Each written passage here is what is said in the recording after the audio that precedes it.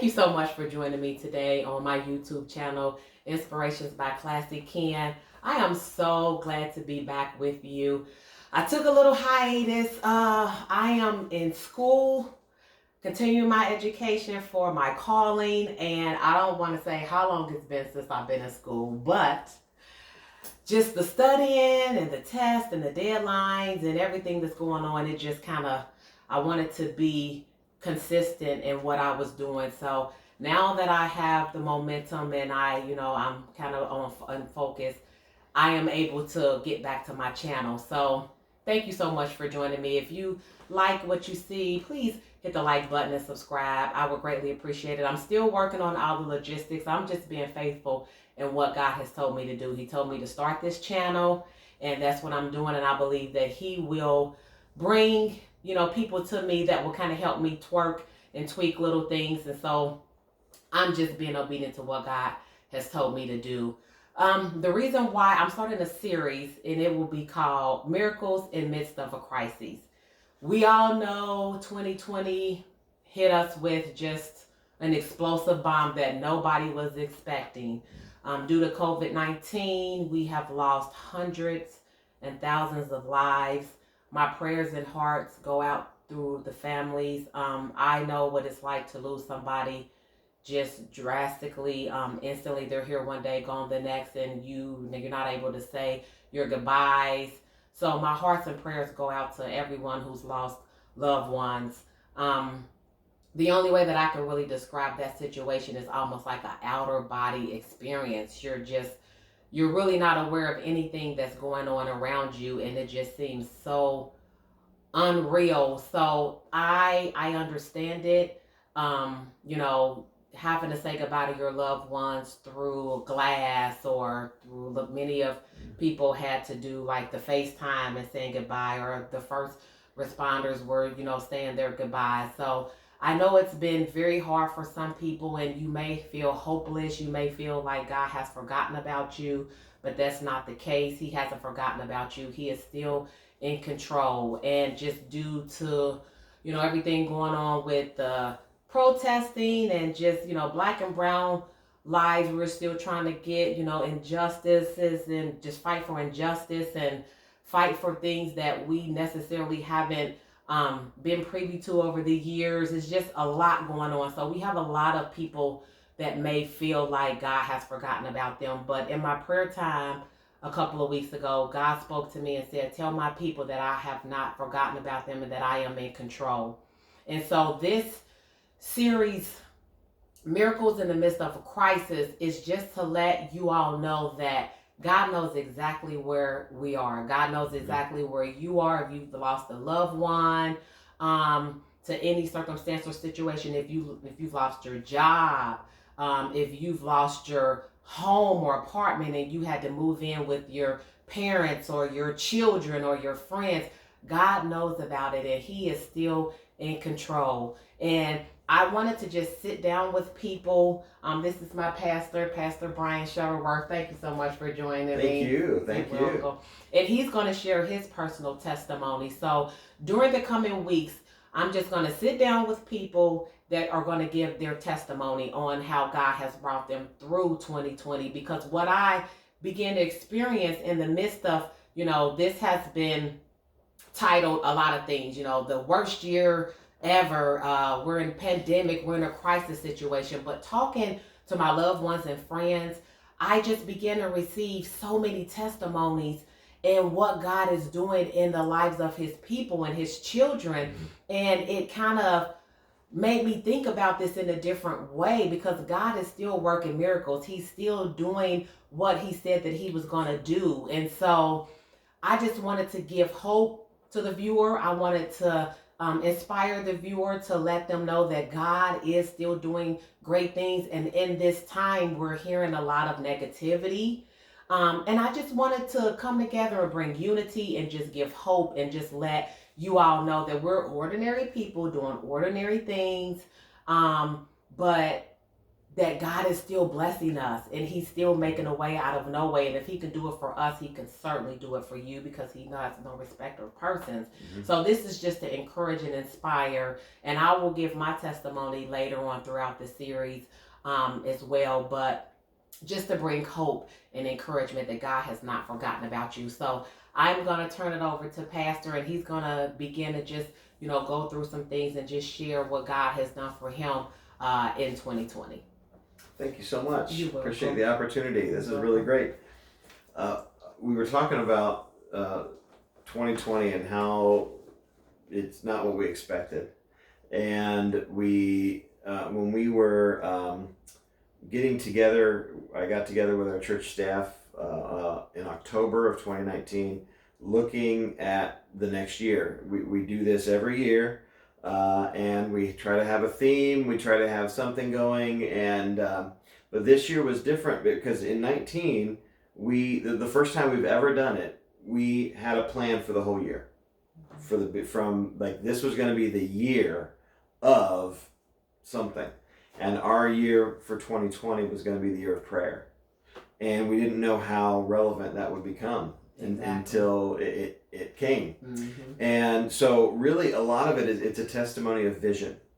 And I know, and I didn't want it to be cliche because it's 2020. Everyone is like, yeah, you got a church thing going on. It's going to be the vision revival, or this is our camp meeting of vision, the vision whatever, because it's 2020. I'm like, why not, right? It markets itself perfectly. Right. Like, the posters almost print themselves. But I was looking at the importance of vision and the necessity of it. And so I wanted our prayer initiative, because it's real easy if you've been in church, or especially if you've been in church work or anything like that, that January is usually a prayer focus, prayer and fasting. And so, but I didn't want it to be just the normal year. I didn't want to be hey, we're going to pray and fast in January, and so next thing you know, you get a little calendar, you fast a few meals and you pray some, and then in February you just get on with your year. I wanted it to be different. I wanted it to be meaningful, and I had even told the staff, and I know it wasn't going to be like this completely, but it's like a Mr. Miyagi thing, where like you're teaching something, and then all of a sudden the people look back and go, "Oh my goodness, I've been praying. I've prayed more than I've ever prayed in this year and that's what we wanted to do. There was a worship service we were in with a youth camp. And a young man was up there painting, and he was an artist, and it was during a worship song, and he had it timed and everything, and he was painting this canvas, and the whole time we were getting into the music, and we felt it, but we had no idea what he was painting. Right. It just looked odd, and it was just like, it's like these abstract paintings, and sometimes you see these abstract art, and you're like, oh, that's so sweet. He's trying, Right. But so he was getting on, and then all of a sudden, the end of the song came to this powerful end, and in the last quarter of the song, he grabbed the canvas, he flipped it over, and he caught it, and flipped over 180, and right away you could see Jesus. Wow. It was a painting of Jesus. The side of his face, the crown of thorns. I mean, it was still had that abstract feel to it, but it didn't come into view until it got turned upside down. Mm-hmm. And that's what I feel about 2020, is that we didn't get our real vision until it got flipped upside down. And so that has been the testimony that we've been going through, is trying to be people of vision.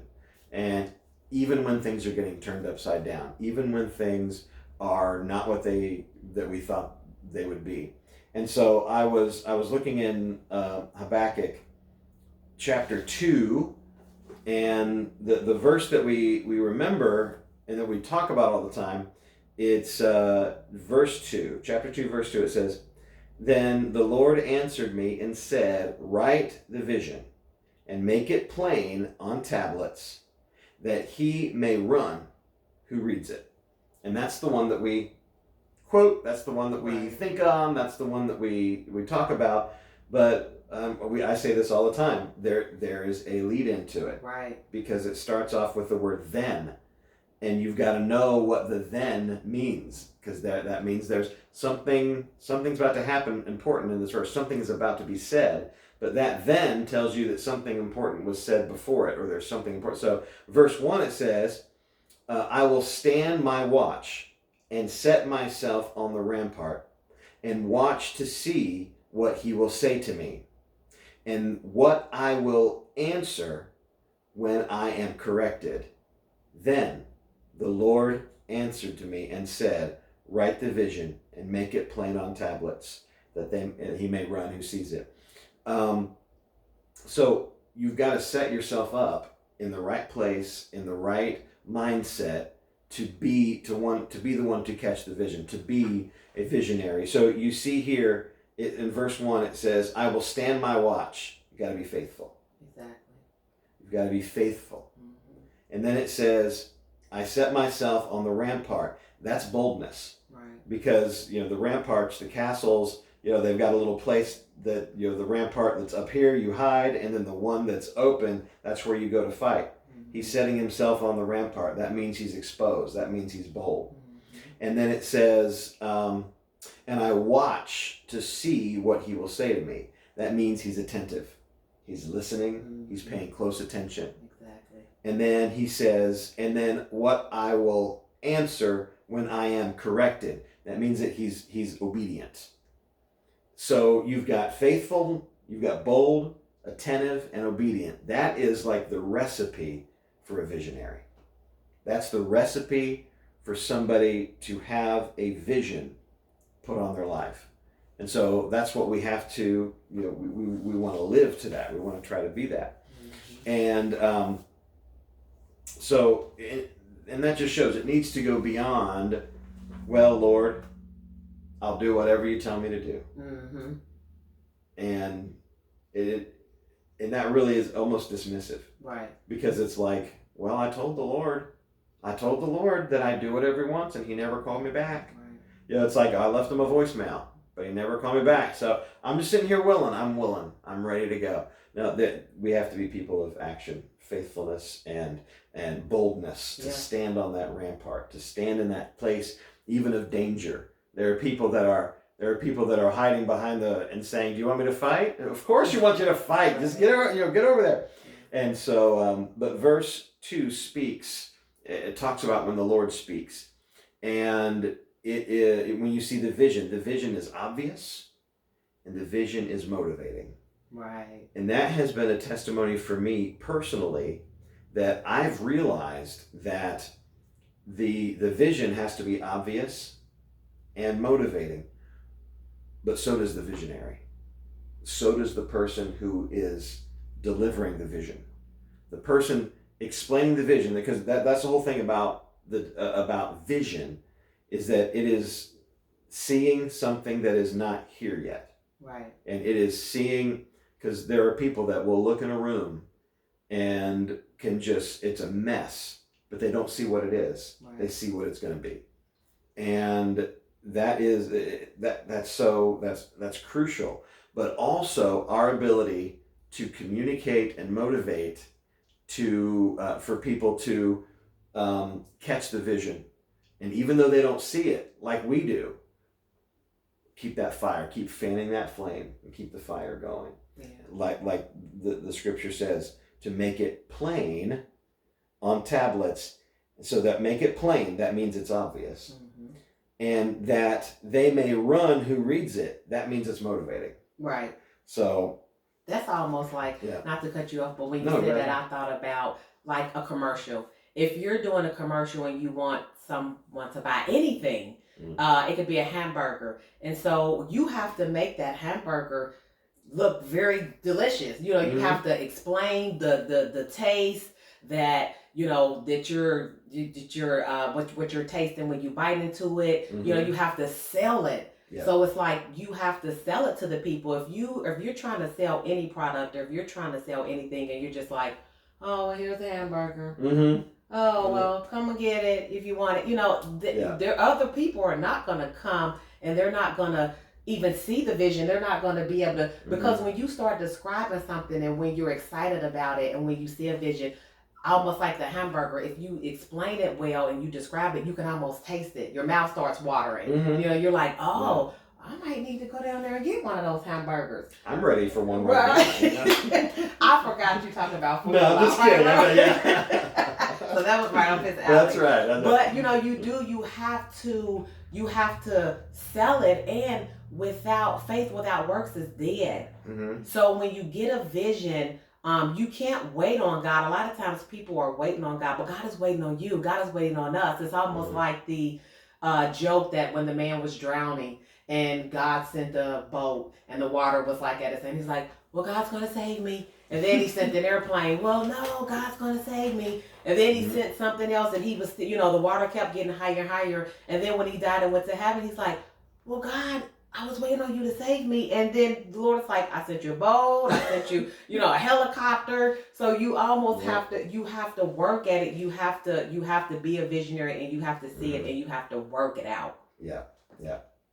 And that's absolutely true. And communicating that vision, and I was thinking about that commercial, like the commercial analogy of you want to communicate it well without being overwhelming. Right. Because that's a problem. Sometimes people with a vision, they overwhelm people with it. Have you ever seen a commercial that is hilarious? It's got the funniest premise, and it delivers, and it is hilarious. What was that commercial selling? I don't know. You just because know it's funny. Yeah, right. It's like, oh, this commercial was so funny. This doctor and whatever, and he, and the kid, and then, oh, really? What was it? What was the commercial for? Oh, I don't know, because it was so funny that the humor overwhelmed the product. Exactly. And so that's the thing. As being someone who's a visionary, there's something we have to communicate that vision, and that's the challenge. Communicate that vision without overwhelming the people that are hearing it. And secondly, without altering the vision. We can't alter the vision, and we can't overwhelm the people. So the balance lies within us. Mm-hmm. We are like that.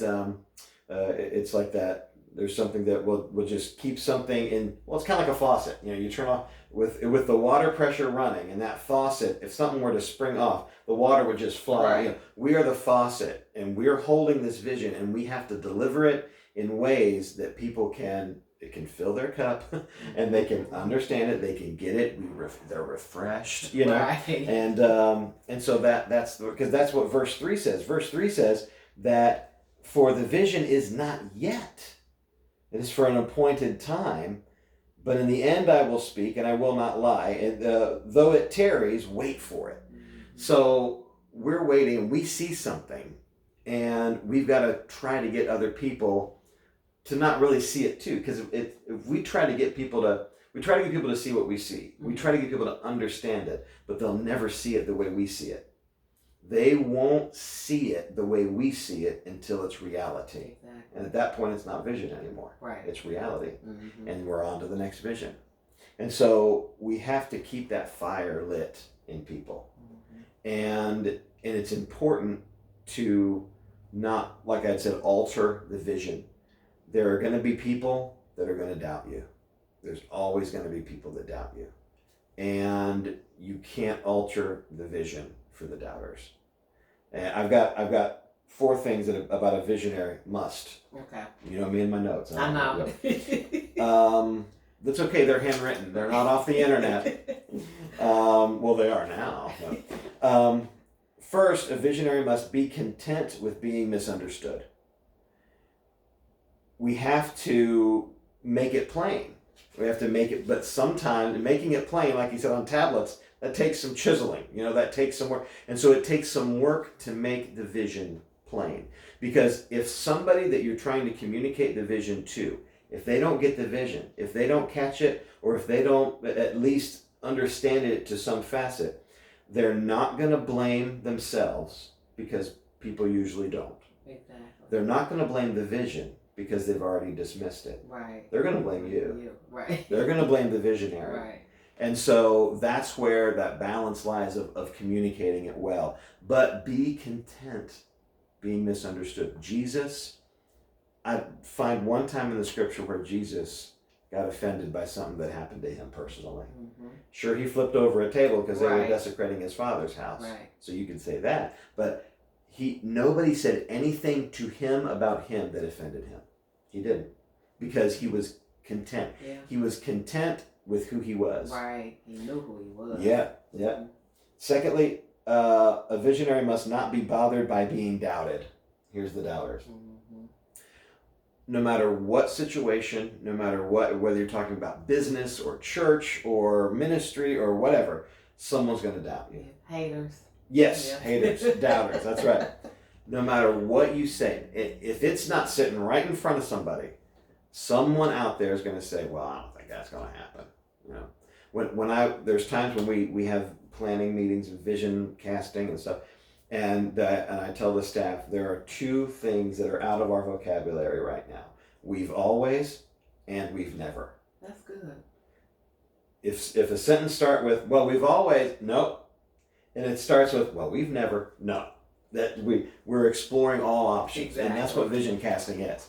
You know, when you're true vision casting, you think of some stupid stuff because it's not, because it's like a brainstorming. It's not, right. it's not going to stick. But then the Spirit catches one of them, and you're like, that's the one. It. That's the one.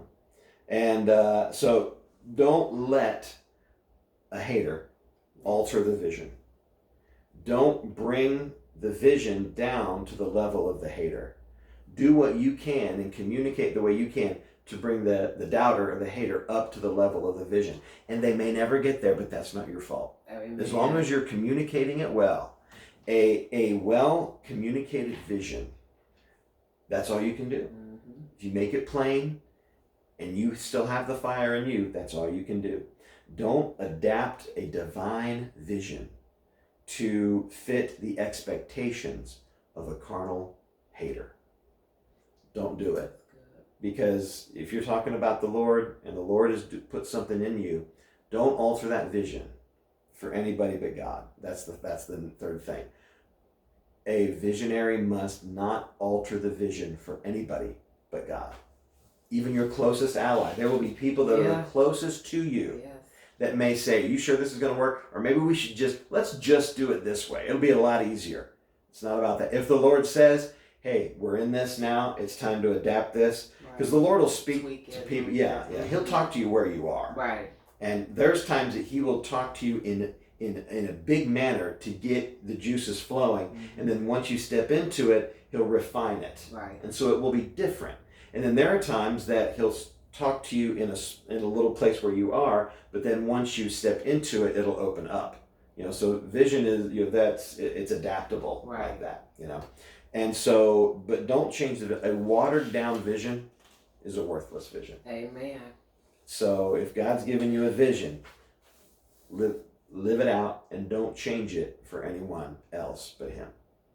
And so if someone says, if you cast a vision, if you say that something that the Lord's told you, and someone's like, "How in the world are we going to do that?" Right. Good. Right. That's a good thing. It is. Because, like we were talking earlier, a vision has a wow factor. Mm-hmm. And that wow could be inspiration. That wow, and hopefully you want it to be inspiration. Right. That wow could be like awe. Like, oh my goodness, how. Mm-hmm. But there's a wow factor. If there's not a wow factor, if you cast vision and someone goes, "Yeah, sure, I can do that. No problem." That's a task. Right. That's not a vision. Right. It's okay. It's not, and tasks aren't bad. You need to get those done. But make sure you know the definition of a vision. Know what it is. And I believe, just to tag on to what you're saying, that most of the time the reason why it's that way is so the glory can go to God. Because if you say something and God gave me a vision and they're like, "How you gonna do that?" First of all, that's a good thing. Yeah. Because it allows God to come in and show this person, and then you can't take the fame and glory, and you always give the glory to God. So when it comes to fruition, when it happens, and you say this is what God did, then it also helps somebody else in their vision. Because most of the time when you get a vision, it is like, okay, you almost doubt it sometimes. A lot of times when you get a vision, you're not just like, "Okay, Lord," or "Here we go," or "We're going." You're like, "Okay, Lord, well, was that you? Well, I need a confirmation. Well, okay, how am I going to do that?" And so, it inspires you to know that, you can do anything through Christ who strengthens you. And then it gives your people around you inspiration so that they can see God. and they can be in awe of what God can do. And so that will encourage them. So then when they get a vision or when God is telling them to do something, they'll say, well, you know what, God, I know you can do it because I saw it. I saw it. Yeah, that's true. Yeah, because there's a powerful thing that vision does when it's the right kind.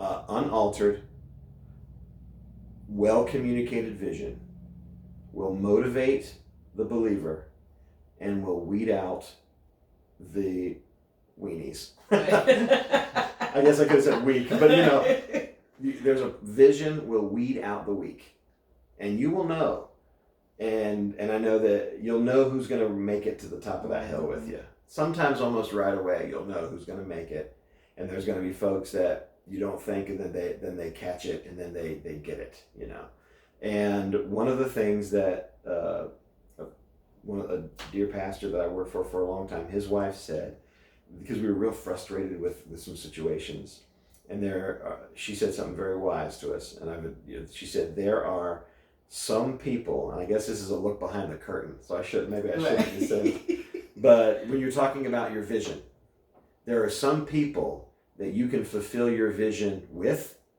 and there are some people that you have to fulfill your vision around. You just have to go around them. If someone's standing in the way of the vision that God has given you, and they're in the way, just go around them. Sometimes you don't try to plow through them. It's not worth it. It could damage the vision. Exactly. And it could damage them. Yeah. And you don't want to damage them because they might come too one day. Exactly. Go around them. Just avoid it. And fourth, the last one, a visionary must know how important the vision is. And that's where Proverbs comes in, 29:18. Without vision, the people perish. And it also says, another version says, without vision, people run without restraint. They cast off restraints. And we think that restraint as a bad thing, but it means restraint as in boundaries. Boundaries are good. You don't want to restrain someone against their will, but boundaries are good.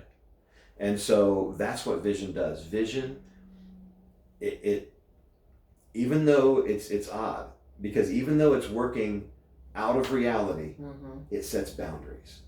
It'll set boundaries for the future that we need to live out. And if we're not casting vision, and if we're not today setting boundaries for tomorrow, our tomorrow could go haywire. Right.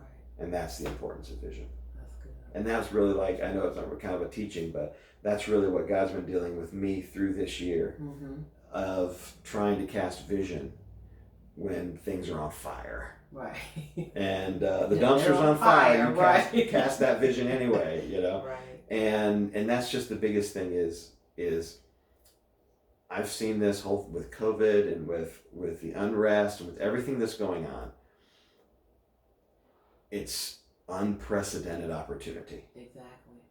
Unprecedented opportunity. We've been called to repair the breach and restore the streets that we live in. Yeah. And in order to repair the breach, we've got to go to the breach. Amen. And so that's a big part of what this year's been and what I've been processing spiritually through this year.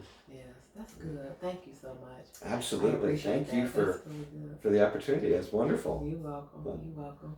Well, one thing that I wanted to say is just to, like I said, reiterate, just to have that faith that no matter what the situation looks like, that God is still in control. And one thing I just want to leave to you, the Bible says for every time there is a season. And I shared with Pastor earlier, when you're in a season, when you go into a season, you're always going to come out of that season. And so when you change your perspective, when you're going into a season and you understand that you're going to come out of that season, then it changes your situation and your circumstance. Because when you don't have that perspective, you leave room for the enemy to get into your head right here, and then your thoughts become your actions and your behaviors. But when you know that there's an expiration date on this thing, then you can go through it seeing that you coming out of the situation. So although we're in this time, and like I said, for some it may be really bleak and you may be feeling hopeless, but know that you are coming out. And to look for, how they say, smell the roses. Make sure that you smell the roses while you're going through this situation, while you're in this situation. Even if it's, I wake up every morning, and sometimes the birds wake me up at like 4 o'clock in the morning, and I don't like that. But, when I'm up and I'm out doing my devotionals, I do my devotionals on the deck most of the time. And just to be able to wake up and hear the birds chirping and, just see God's glory, it's a great thing. And so sometimes you have to stop and smell the roses and be thankful for, food on your table. Be thankful that God has covered us. I've just been so thankful that God has put a spiritual bubble around us, due to COVID, because this thing is real. And I do wear a mask, and I believe in social distancing. I believe in being wise. It's real. And so we shouldn't walk through it like it doesn't exist, but at the same time knowing that God is in control and he's going to cover us. So just, as you're going through this time, be grateful for the things that you do have and have a different perspective. Pray that God will change your perspective on how you go through the season, that you will get everything that you need to learn, because a lot of times we have to repeat a season because we didn't get what God wanted us to get. And I've had to do that in my life, and I'm sure you've had to do that. We all have to do it. But when you change your perspective and God teaches you how to go through a season, then it's different, and you get everything that you need to get, and you realize that God is still making a way. When he brought the children of Israel out of Egypt, he still made a way for them.